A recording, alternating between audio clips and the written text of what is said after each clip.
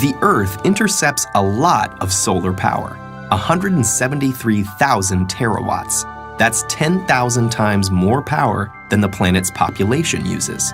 So is it possible that one day the world could be completely reliant on solar energy?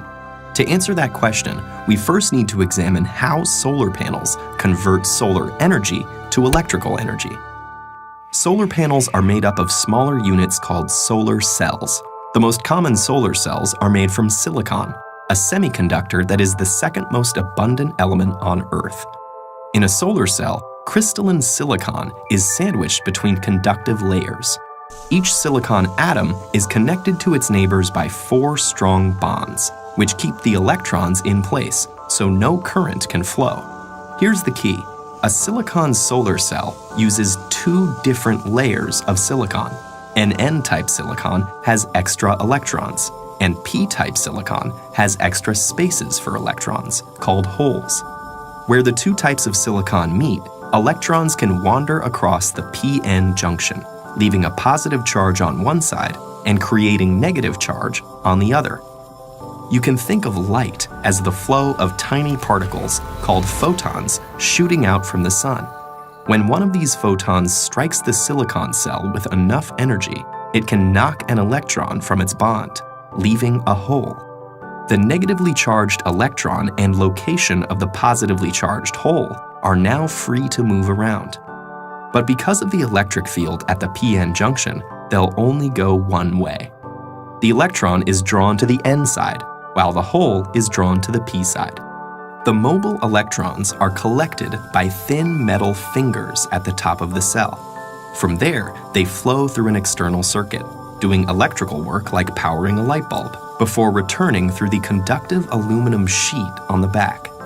Each silicon cell only puts out half a volt, but you can string them together in modules to get more power.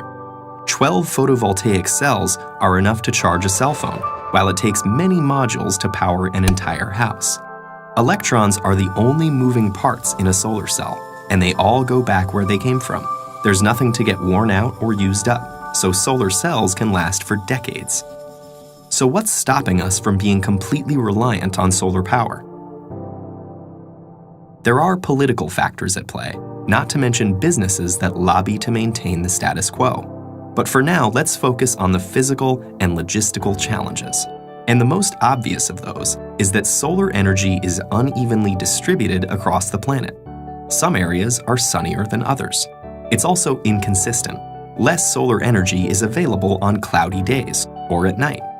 So a total reliance would require efficient ways to get electricity from sunny spots to cloudy ones, and effective storage of energy. The efficiency of the cell itself is a challenge too. If sunlight is reflected instead of absorbed, or if dislodged electrons fall back into a hole before going through the circuit, that photon's energy is lost. The most efficient solar cell yet still only converts 46% of the available sunlight to electricity, and most commercial systems are currently 15 to 20% efficient.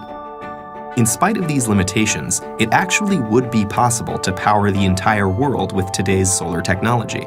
We'd need the funding to build the infrastructure and a good deal of space. Estimates range from tens to hundreds of thousands of square miles.